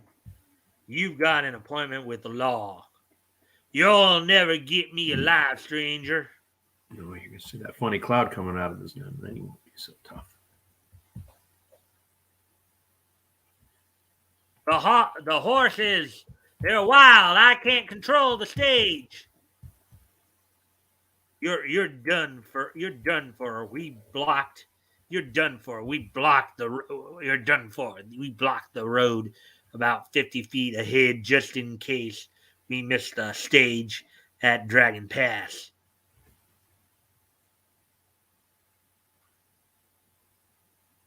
I'll hold this, coyote stranger. Whatever you do, stop the stage. And you better be quick. And you better be quick about it. Ha ha. Come on, fella. Good boy. Come on. Jumping from the stage to the horse. Right down on the horse. Yeah.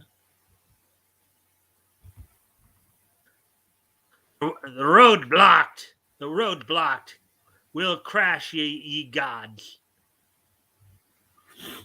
On New Mesa, where the cowboys roam by the code of the West. On New Mesa. It was a cartoon, I believe, from the 90s, Cowboys of Moon Mesa. I don't know if you ever saw that one, but don't think so, no. Yeah.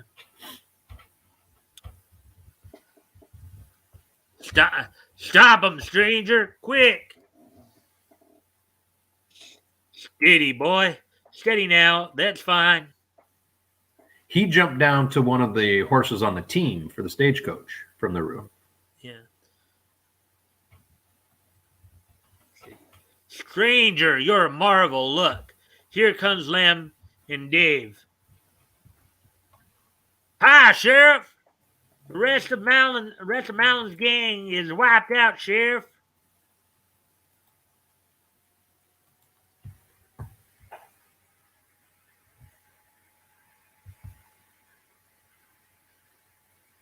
So long, stranger, and thanks. Tip of the hat. Yeah. Okay, good. So there we go. So we got through all three stories there. Like a solid old Western good guy. He tips his hat and he rides off. Outstanding. That was a good story. All right. So anyways, those are the three. Let's see. Where are we at on hour and a half? So actually we made some pretty good time there. You did. Even with me throwing my little jabs in there. Yeah, I was able to get through those stories pretty quickly tonight. How would you say I did on the voices? I thought they were good, especially the mystery one. You got that with the cop and his partner and the Mrs. Gould. That was good. I was trying to. I felt a little more natural tonight, you know. Yeah, it was good. Yeah, you're dropping into them nice. Yeah. So, anyways, we're at an hour and 35 now. How's everybody? Has everybody been enjoying? Has everybody enjoyed the stories tonight? I personally liked them. I thought they were good stories. Like you said, we covered a nice range, a good, especially for the 30s, what the genres were of the time. Mm-hmm. Yeah, I mean, I was like looking at that. I was realizing, you know, that those are going to be some pretty interesting. That's going to be an interesting variety right there and mix. You know, and as we talked about earlier tonight too, you know, as we talked about earlier tonight, you know, as I said, this was also around a time in which the comics book industry was starting to expand more. Mm-hmm. As I was mentioning, as more of the companies were starting to publish more books. So that was, you know, as I said, you know, in half a year, like Centaur in of itself basically doubled its you know public. Now by the end of the year, of course, they'll be back down to 6, I believe, unless they add more books. Because as I said, 2 of those books, Little Giant Comics and Little Giant Movie Features, will actually, you know, because Little Giant Comics only ran for four issues, Little Giant Movie Features only ran for 2. So even though the Little Giants #4 will have a cover date of February, that will go on sale in December of 38. So they'll pretty much be done with those 2 books by the end of the year. You know, and a little heads up for everybody, in the coming weeks, of course, there's going to be another new company starting up, which will happen in June of 38. So, I'm sorry, July of 38. But that's still a few weeks away. That's like, really, it's technically a month away based on everything here. So, all right. So, let's see. So, we're at an hour 37. So, we can do history. Toys just said something kind of adding on to what we were talking about. Yeah, let's see what he had to say. This last comment right here. Mm-hmm. We're cool. Most were. Oh, most were cool. The Butler one was in itself a bad story. Someone was drunk writing that one. Toys, I'm with. Now, Mike did a good job reading that one, but I'm with you in that the author of it was intentionally holding information and then spilled it all out at the end. I did not see that coming, and normally I can follow these things okay. Yeah, but you know something, Batgoat.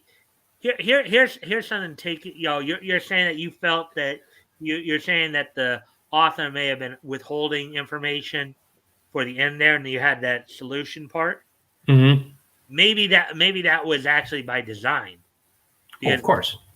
Because yeah, you know, remember what we've talked about before with a lot of these comics? Like, it goes back to the idea of like the Junior Federal Man Club, you know, in DC. What I'm getting at is like the old word games. If you're as old as me, you remember your parents would say, okay, Fred and Ethel are laying dead on the floor. Next to them is water and shards of glass. What happened? And you have to keep asking questions and get to it. Like, and the final thing is, they'll always say, you're assuming the wrong thing. They're goldfish on the floor. The bowl fell down and broke. And it takes you a long time to get there. And I feel that story was the same way. I just don't think all that stuff was like readily available. Yeah, but I think the idea here, though, was in that one, in the Mastermind story, I think the author was trying to, I think the author may have been trying to encourage participation in the story. Yes. Yeah. You know? And we've seen it. Sure. And we've seen this. There have been a lot of comic stories back then that did that. You know. Yes. Yeah. Where. That's true. In some form or another, like, again, I give the example of the Junior Federal Men in Detective Comics, right? Mm-hmm. with Steve Carson, and we've even read some of those stories too. We had the one where the girls solved the case of the thieving shopper. You had another one where the kids were talking about traffic safety and organizing kind of a traffic patrol, and had that crossover with Radio Squad. Yeah. Yeah. But you would see this a lot, and they always solicited the kids to write in, to write little things for them every once in a while and give us a little paragraph or something, right? Was that them? Right. Yeah. Yeah. That too. I mean, they were doing a number, and you saw all the advertisements too for the bikes and the guns and all. Yeah. Yep. A lot of it was meant more to encourage. Because remember, comics and newspapers, and this is also maybe I don't know if it was the absolute early day, but it was still the younger days of radio as well. Mm-hmm. You had your newspaper, you had your newspaper comic strips, you had your magazines, you had your comic books, and maybe some radio.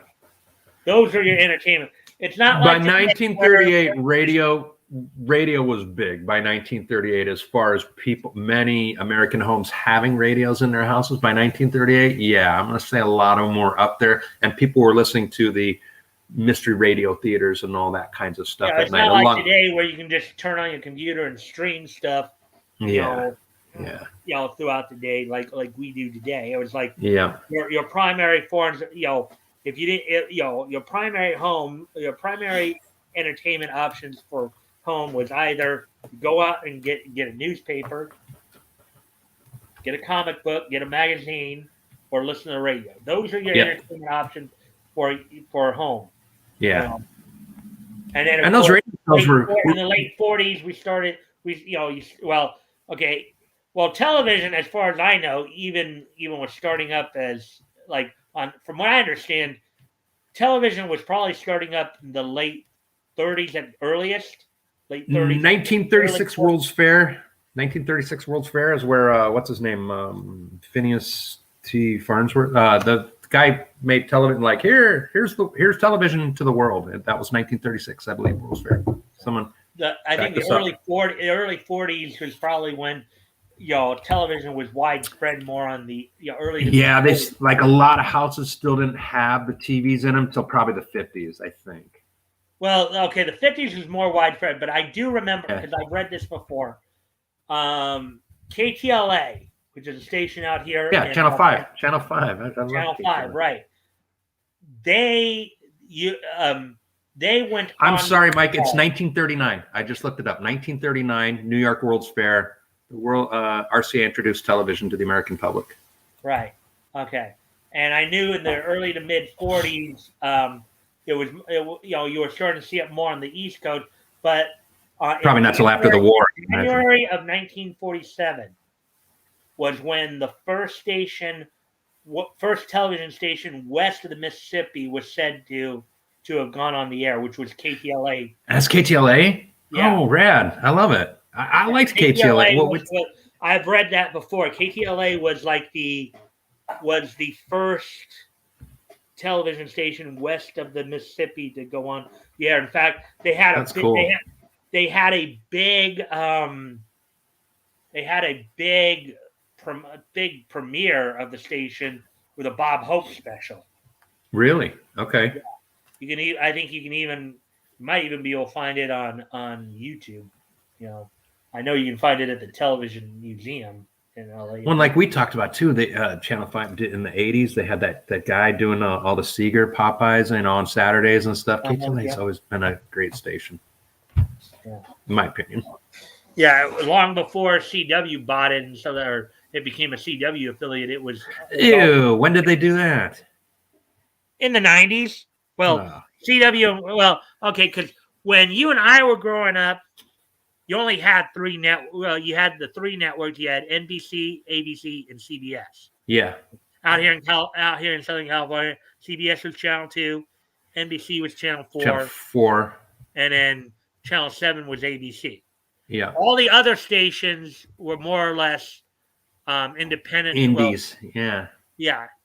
KDOC channel 56, KTTV channel 11, KCOP, Oh, I remember KCOP.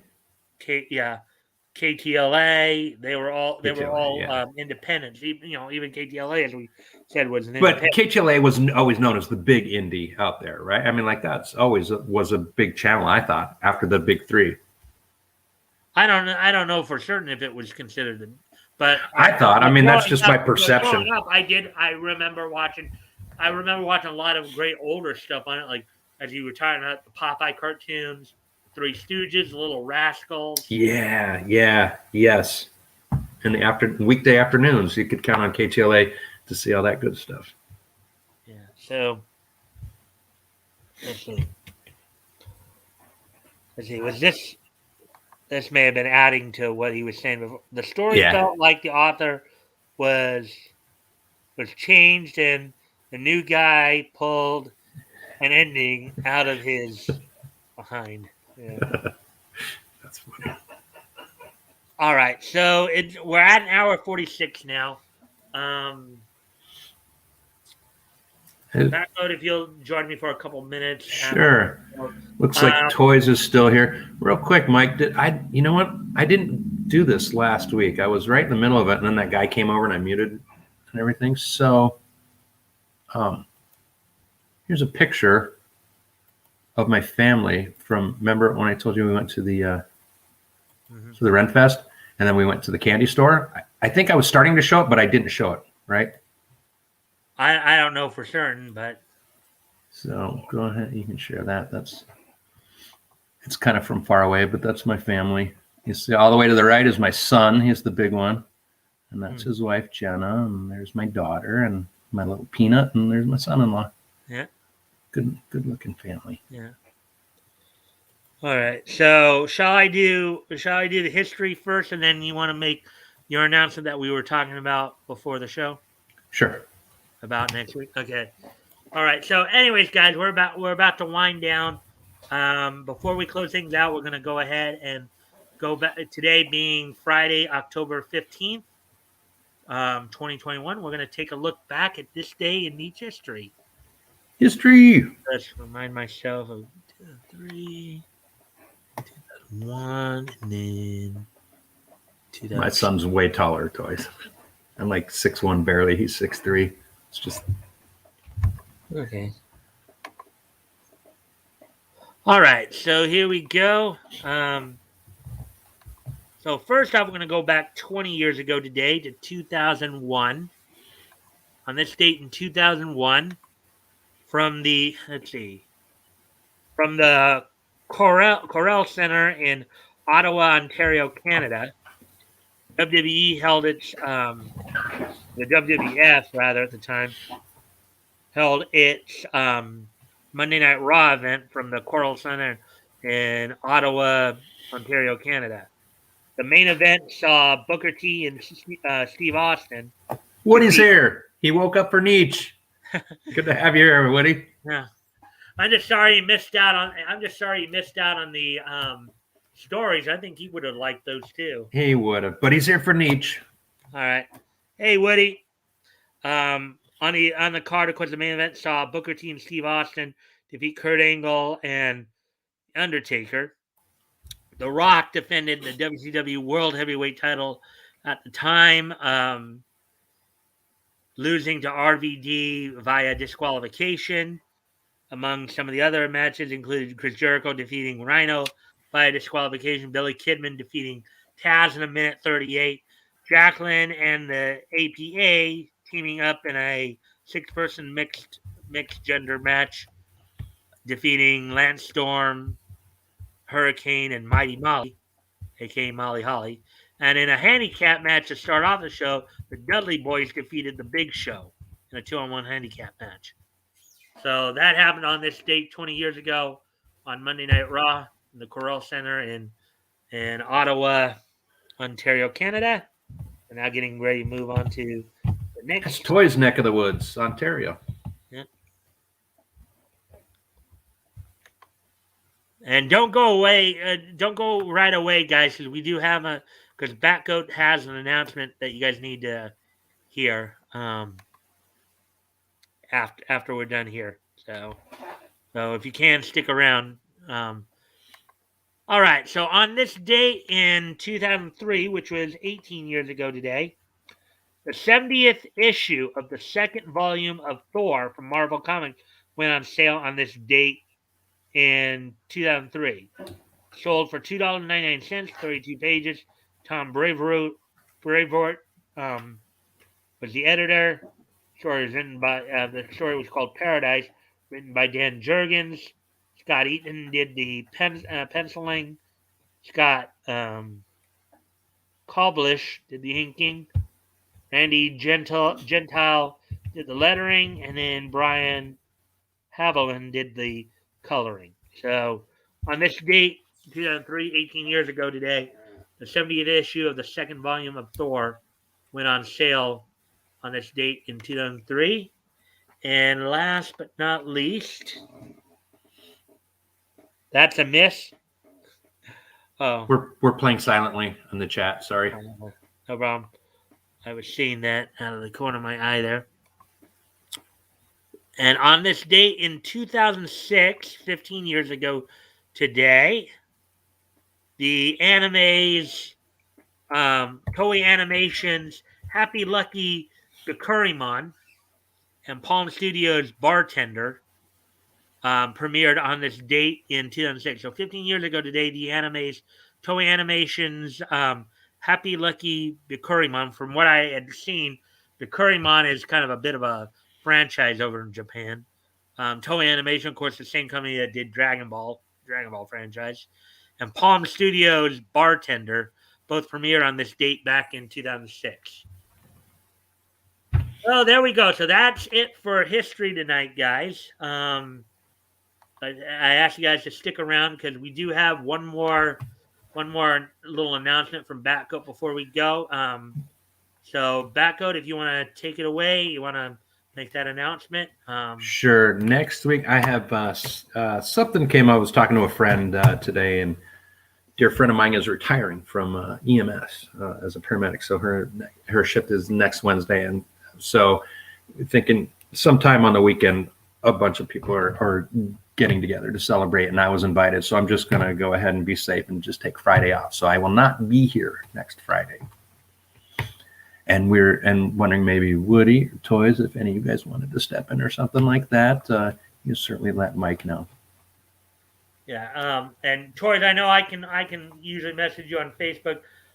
Woody, if you'd like to do it, just let me know sometime during the week, and then we'll try to figure out a way for you to get me some kind of contact information so I can get you the link. But if you guys can let me know before Friday, if either you want to do it, that would help.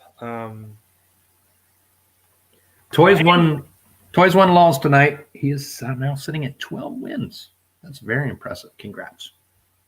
It would seem that ATC right now, Toys is the Lulz king at this point, huh? He absolutely is. Woody's got 7 wins, so that's respectable. Yeah. Well, those two are really the only two who play it most of the time. Anyway. Dave plays sometimes, so he's got 3 wins as well. Yeah. And do you guys want to know the word? The word for the day was...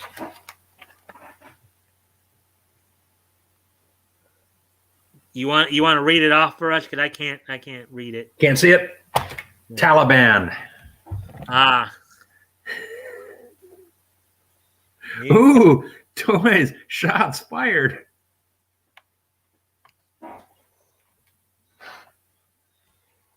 There's no competition in chat.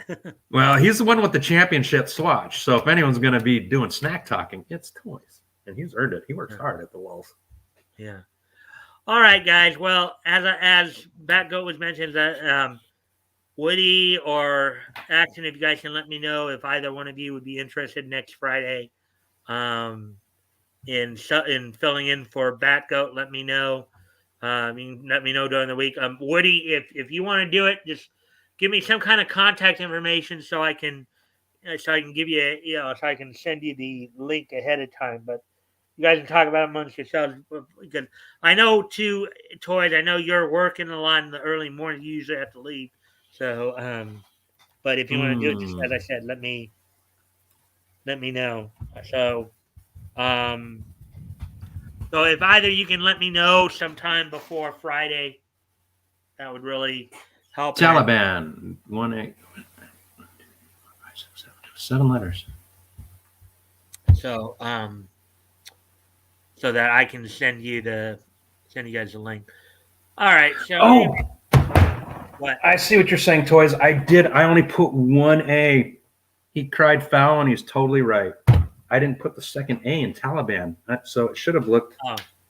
It should have looked like this. You were absolutely right, Toys. I totally messed that up. Nick. What a dummy. Nick. I'm so sorry. Of course, with Batgoat not being here, of course, that will mean there won't be any Hangman or lulls, but Taliban, Woody. Oh, Woody.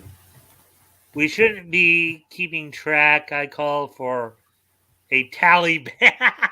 Is that good or is that good? He's trying to get something after the fact. All right, guys. Well, anyways, as I said, if you guys can let me know before Friday if either you want to fill in for Batgoat, also check some other options too. But anyways, guys, thank you again for being here. And I hope to see everybody back on Monday. Bye.